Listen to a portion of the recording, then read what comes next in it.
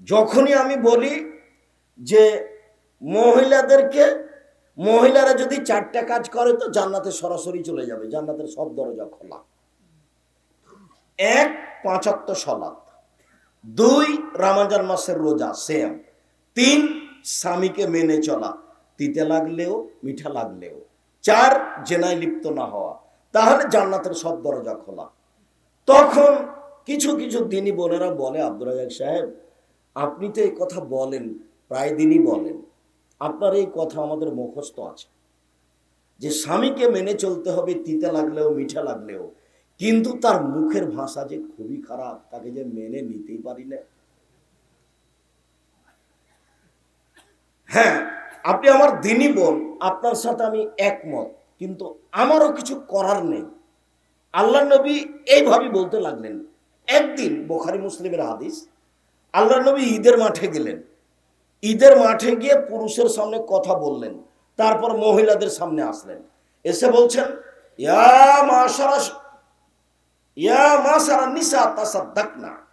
মহিলারা শোনো, তোমরা দান করো, আমি তোমাদেরকে অধিকাংশই দেখি জাহান্নামে। জাহান্নাম বলতে নারী আর নারী, জাহান্নামের অধিকাংশ মানুষই নারী। তো মদিনার মহিলা তো ওরা কথা বলতে পারে। একজন বলছে দাঁড়িয়ে, বেমা কেন আমরা জাহান্নামে বেশি যাব কেন? তখন আল্লাহ রাসূল উত্তরে যেটা বললেন সেটা আবার এটাই বললেন, তারা স্বামীকে মেনে চলে না। বলেন তো আমি এখন কি করতে পারি? তারা স্বামীকে মেনে চলে না। আল্লাহ রাসূল উত্তরে এটা বললেন, আর বললেন যে ওরা বেশি বেশি অভিশাপ করে। মাত্র 2টা কারণ উল্লেখ করেছে। যখন মহিলা বললেন আমরা জাহান্নামে বেশি যাব কেন, আল্লাহ রাসূল উত্তর 2টা দিলেন। 1, ওরা বেশি বেশি অভিশাপ করে মানুষের উপরে। 2, ওরা স্বামীকে মেনে চলে না। আবার দেখেন, যখন আল্লাহ রাসূল বললেন যে খায়রুন নিসায়ে, সবচেয়ে ভালো মহিলা, সবচেয়ে ভালো মানে সরাসরি জান্নাতে যাবে, ওরা কারা? 1, স্বামীর সাথে কথা বললে হাসি মুখে বলে। 2, স্বামী আদেশ করলে পালন করে। 3, স্বামী বাড়িতে না থাকলে নিজেকে হেফাজতে কন্ট্রোলে রাখে, কারো সাথে গল্প করে না, দেবর ভাসুরের সাথে গল্প করে না, কারো সাথে মোবাইলে প্রেমের গল্পে জড়িয়ে পড়ে না। এই 3টা গুণ যার আছে সে হলো সবচেয়ে ভালো নারী। তার তো একটা হলো স্বামীকে মেনে চলা। 1, স্বামীর সাথে কথা বললে হাসি মুখে বলে। 2, স্বামী আদেশ করলে মেনে চলে। 3, স্বামী বাড়িতে না থাকলে নিজেকে হেফাজতে রাখে। এ হলো সবচেয়ে ভালো নারী। তো স্বামীকে মানা তো থাকলোই। আবার দেখেন, রাসূল সাল্লাল্লাহু আলাইহি সাল্লাম একদিন বলছেন, নবী ফিল জান্নাহ, নবীগণ জান্নাতে যাবেন, শহীদেরা জান্নাতে যাবে, সত্যবাদীরা জান্নাতে যাবে, মহিলারা জান্নাতে যাবে।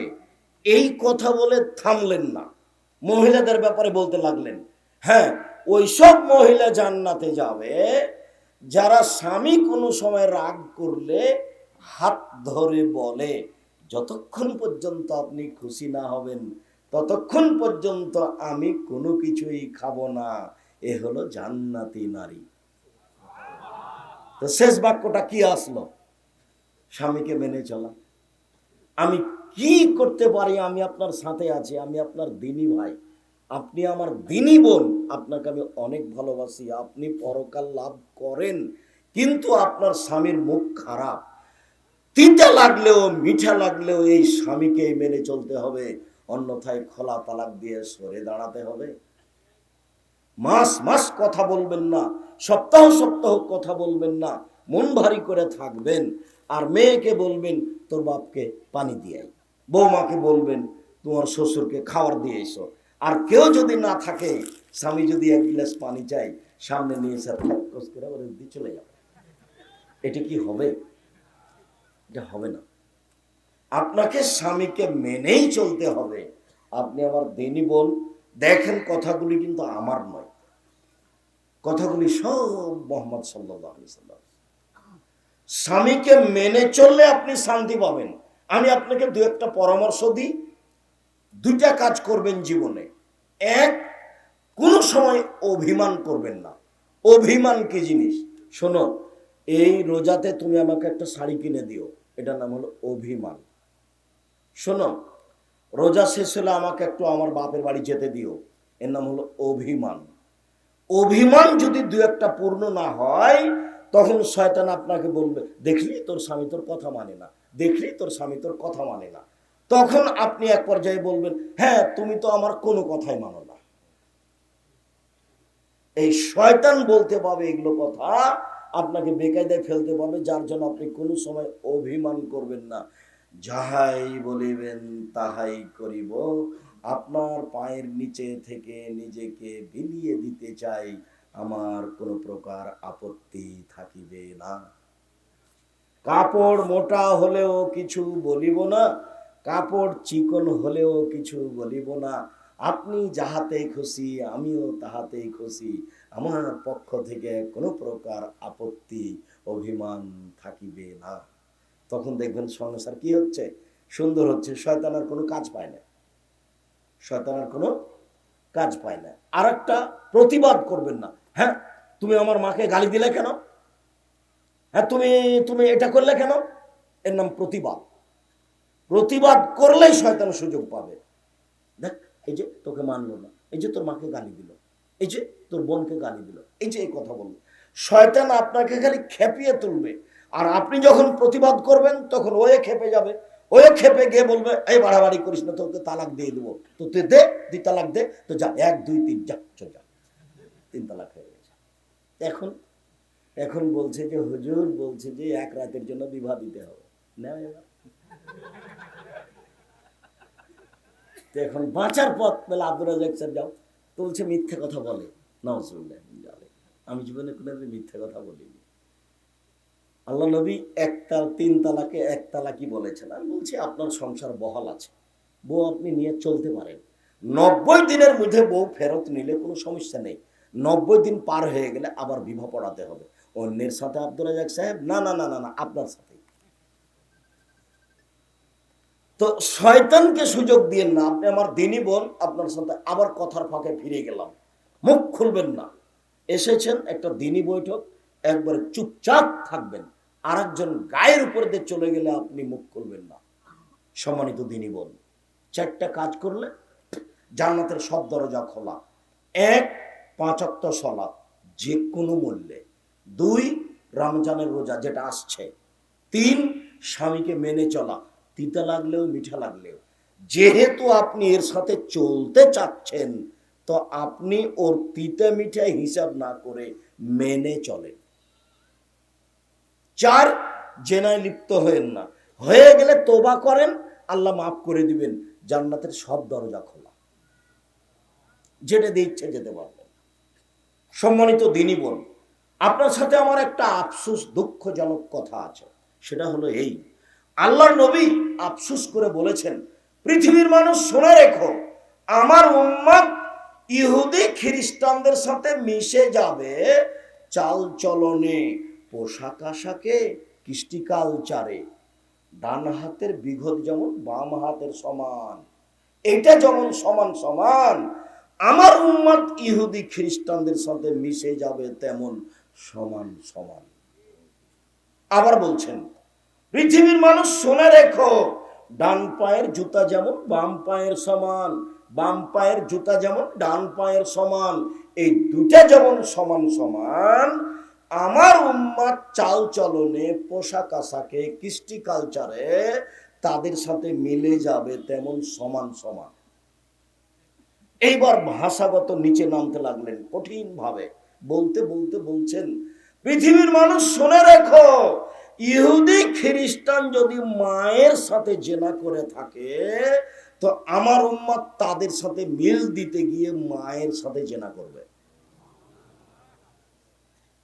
এবার আমি তোমাকে দেখাই, এই যে তোমার মাথার চুল উপরে বড় আছে, চতুর্দিক চাচা আছে, এটা হলো খ্রিস্টান ইহুদিদের নীতি। ওই যে খেলোয়াড়ের তোমার মাথায় এভাবে তোমাকে কে চুল ছাড়তে বললো? আমি তো বলিনি, আমি তো বাধা দিয়ে আসছি। তোমার বাপ দেখতে পায় না, তোমার বাপ তো একটা কাপুরুষ। তুমি ওকে বাপ বলি না, ওকে বলবা চাচা, ওটা তোমার সৎ বাপ। জন্ম দিতে পারলে বাপ হওয়া যায় না। 30-34 বছর থেকে বলছি, জন্ম দিতে পারলে বাপ হওয়া যায় না। নীতির নাম বাপ। জন্ম দিতে পারলে বাপ হওয়া যায় না, এই কথা ঠিক নয়। বাপ হতে হলে তাকে ছেলেকে লালন পালন করতে হবে, নিজে উপার্জন করে লালন পালন করতে হবে। বাপের জমিদারি দিয়ে ছেলের শিষ্টাচার, কৃষ্টি কালচার, বিদ্যা বুদ্ধি দিতে হবে বাপকে। যদি না পারে, দিন মজুরি করে ছেলে মেয়েকে কৃষ্টি কালচার, নিয়ম কানুন, বিদ্যা শিখিয়ে দিবে। যদি না পারে, বাপ ভিক্ষা করে ছেলে মেয়েকে পড়াবে। ছেলে ভিক্ষা করতে পাবে না। জন্ম দিয়েছে ওর একটা জিম্মেদারি। মেয়ে জন্ম দিলে সহজ ছিল জান্নাত। ছেলে জন্ম দিয়েছে, 1 পয়সা লাভ নাই ছেলে মানুষ করে, কিন্তু তাকে পড়াতেই হবে। দিন মজুরি করে পড়াবে, ভিক্ষা করে পড়াবে। মেয়ে যদি 3টা লালন পালন করত, তাহলে তো মধ্যে থাকতো মেয়ে, আর ওইদিকে থাকতো জাহান্নাম, আর এদিকে থাকতো বাপ। মেয়েরা বলতো আল্লাহকে, আগে আমার বাপকে জান্নাতে দেন, তারপরে কোনো কথা। কোনো কথাই নেই, আমার বাপকে আগে জান্নাতে দিতে হবে, তারপরে কোনো কথা। এই যে দাঁড়ালাম, দেন দেখি আমার বাপকে জাহান্নামে। ওদিকে জাহান্নাম আছে, আর এদিকে ওর বাপ আছে, আর মধ্যে কে আছে? মেয়েরা আছে। আমি বলিনি এই কথা, আল্লাহ রাসূল বলেছেন এই কথা, হাদিস বুখারী মুসলিম। আর 3টে যদি তোমার মেয়ে হয়, তাহলে তুমি বউকে তালাক দিবা, তো তোর 3টা বেটি তোকে রাখবো না, তোকে তালাক দিয়ে দেবো। আর দাদি আর নানিরা বলছে, কি করবি রে, তোর যে 3টে বেটি, বউ নয় বাদ দে, বউ নয় বাদ দে। তো আর ছেলে নিস নে, আবার যদি বেটি হয়। মানে বুদ্ধিবিদ্যা তোর কারণে সবারই পশু প্রাণীর মতো জীবন, গরু ছাগলের মতো। বোঝে না ওরা, অন্তর আছে বোঝে না, দেখেও দেখে না ওরা, চক্ষু আছে দেখে না, শোনেও শোনে না ওরা, কান আছে শোনে না। উলাইকা কালানাম, তারা পশু প্রাণীর মতো, তারা গরু ছাগলের মতো, তারা কুকুর শ্রীগালের মতো, বালু মাজাল বরং তার চেয়ে খারাপ। এ কথা আল্লাহ বলছে। মানুষ পশু প্রাণীর মতো, গরু ছাগলের মতো, খাচ্ছে হাঁকছে, দিন কাটাচ্ছে, কোনো হিসাব নাই, কোনো বিবেচনা নেই। অবাক কথা, আপনার ছেলের গেঞ্জিটাতে 47 লেখা আছে, এই গেঞ্জি কেন? আপনার ছেলের গেঞ্জিটাতে 10 লেখা আছে, এই গেঞ্জিটা আপনার ছেলের গায়ে কেন? আমি আব্দুর রাজ্জাক বিন ইউসুফ, এই গেঞ্জিটা আমার কাছে আসে যদি, ওকে আমি টয়লেট পেপার হিসেবে ব্যবহার করব না?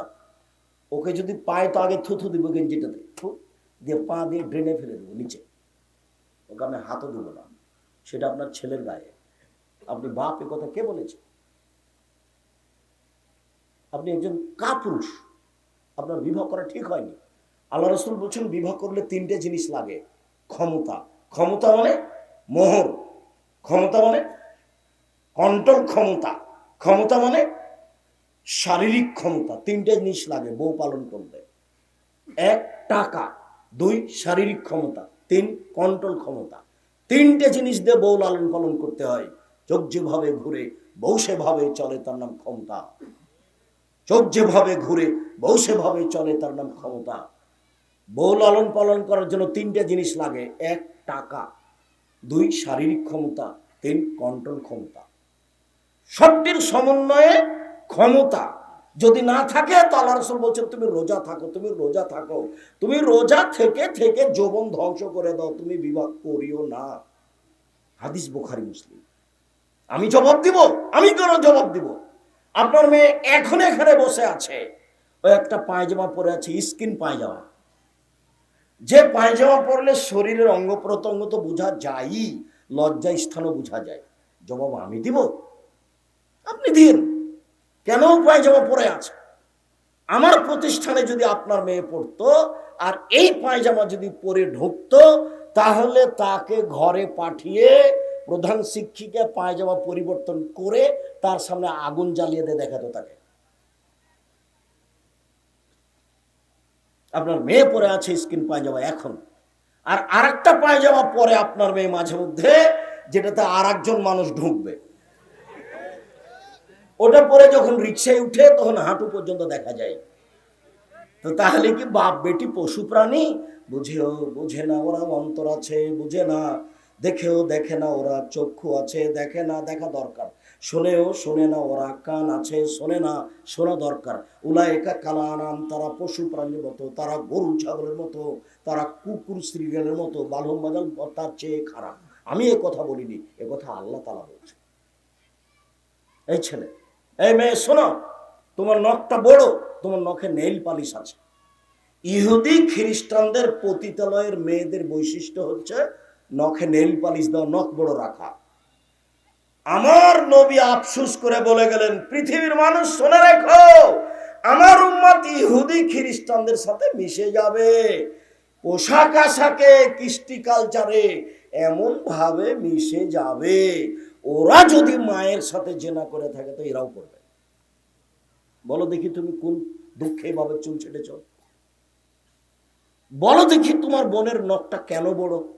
নবীগণের বৈশিষ্ট্য 10টা, সব নবীর। 1, দাড়ি ছেড়ে দেওয়া। 2, মুছ কেটে ফেলা। 3, নখ কেটে ফেলা। নবীগণের বৈশিষ্ট্য। ইহুদি খ্রিস্টানদের পতিতালয়ের মেয়েদের বৈশিষ্ট্য নখ বড় রাখা, নখে নেল পালিশ দেওয়া। ইহুদি খ্রিস্টানদের পতিতালয়ের মেয়েদের বৈশিষ্ট্য নখ বড় রাখা, নখে নেল পালিশ দেওয়া। ছোট ভাষায় বলি, চাঁপাইনবাবগঞ্জের ভাষাতে, ইহুদি খ্রিস্টানদের মেয়েদের বৈশিষ্ট্য, বেশ্যালয়ের মেয়েদের বৈশিষ্ট্য নখ বড় রাখা, নখে নেল পালিশ দেওয়া। মুসলিম মহিলারা নখে মেহেদি দিবে, হাতের নখে তো দিবেই, পায়ের নখেও দিতে বাধ্য। এই কথা মুহাম্মদ সাল্লাল্লাহু আলাইহি ওয়াসাল্লাম বলে। নখ কেন বড়? জবাব আমি দিব। এই মেয়ে শোনো, তোমার মাকে কালকে গিয়ে খালা বলে ডাকিও। আব্দুর রাজ্জাক সাহেব বলেছেন, আম্মা আপনাকে খালা বলে ডাকতে বলেছে। আপনি নাকি আমাদের খালা, আপনি নাকি আমাদের সৎ মা। উনি তো এভাবে বললেন, উনি কি ভুল বলে গেলেন নাকি? হ্যাঁ মেয়ে শোনো, এইটা তোমার খালা নয়, এটা তোমার মা, এ কথাই ঠিক। এটা তোমার সৎ মা নয়, এটা তোমার নিজ মা, এ কথাই ঠিক। তোমার এই মা নয়, এ হলো হস্তিনী মা, এ হলো হস্তিনী মা। এ তোমার সংসার করতে আসেনি তোমার বাপের সংসার ধ্বংস করতে এসেছে।